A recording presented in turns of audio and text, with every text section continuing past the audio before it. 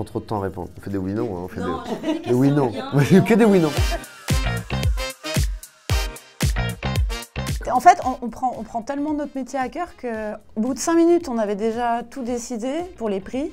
On était tous d'accord et en fait, on a mis 1 heure à bien vérifier qu'on était tous d'accord. Mais je connais des gens qui passent sur des jurys qui m'ont dit que c'était normal. Ouais. On fait jamais cet exercice. Ouais, c'est vrai.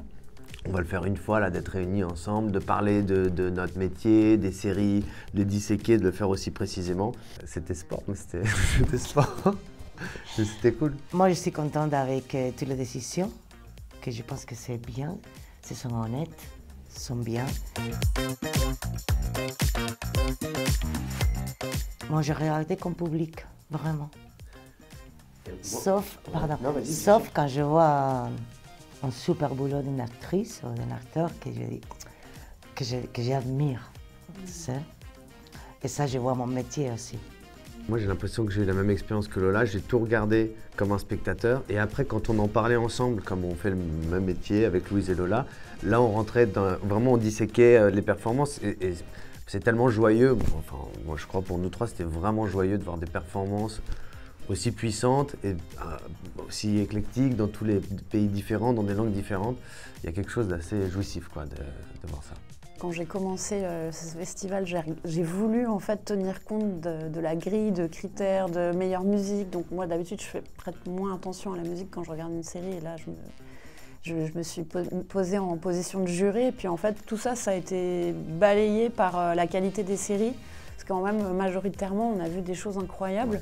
Moi j'ai même vu, je pense, une des meilleures séries de ma vie quoi, au cours du festival, sincèrement.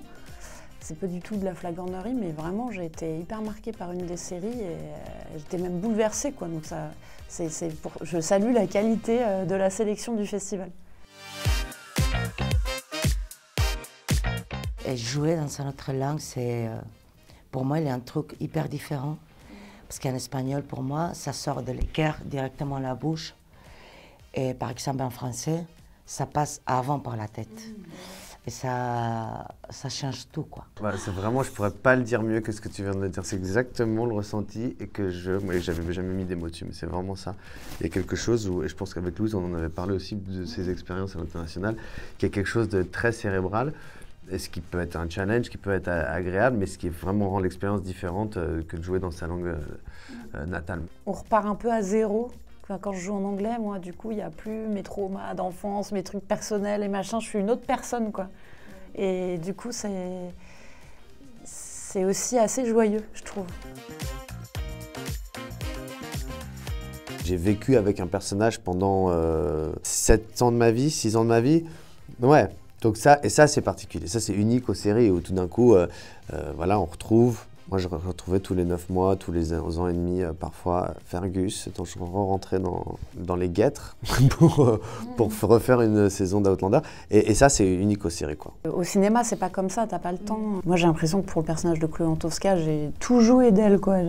T'as le temps de développer un nombre d'intentions différentes, fou, quoi, que t'as pas le temps de faire au cinéma. C'est intéressant. Et puis surtout, quand tu croises aussi des gens du public, ils sont hyper marqués par les séries et ils se sont attachés beaucoup plus que sur le temps d'un film. Donc c'est un autre rapport aussi aux gens qui ont vu la série.